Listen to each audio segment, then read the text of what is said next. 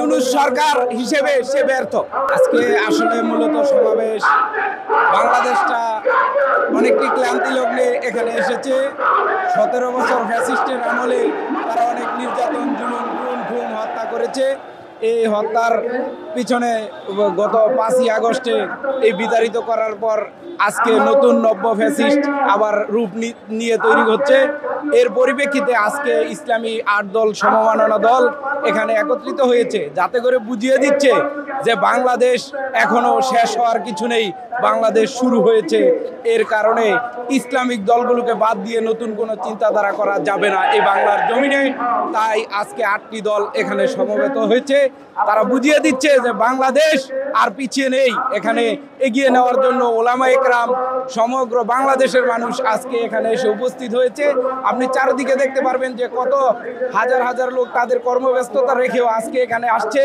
আমিও একজন কর্মজীবী, আমি এখানে এসেছি শুধু ইসলামী দিন হুকুমত কায়েম হোক, ইসলামের পক্ষে আমরা যাতে একজন আমিরকে মেনে আমরা যাতে সংসদে ইসলামিক দৃষ্টিতে ইসলামিক লোক যে সংসদে বসতে পারে, আমরা সেই হিসাবে আজকে সমমাননা সব দলই এখানে উপস্থিত হতে পেরেছে।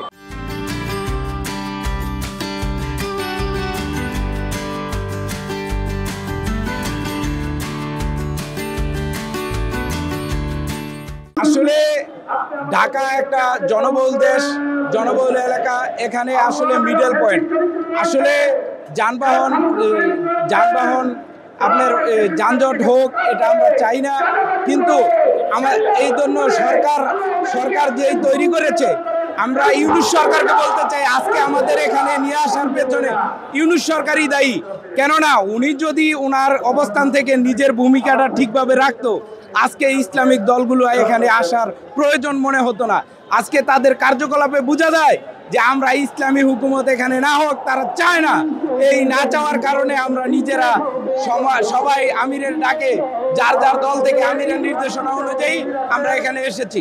আমি মনে করি যানজটের সৃষ্টিকারী এই ডক্টর মোহাম্মদ ইউনূস। আমি মনে করি ইউনূস সরকার হিসেবে সে ব্যর্থ। কেননা পুলিশের শাসন নাই, আইনের শাসন নাই, এখানে সবকিছুর শাসনের ব্যত্যয় ঘটে।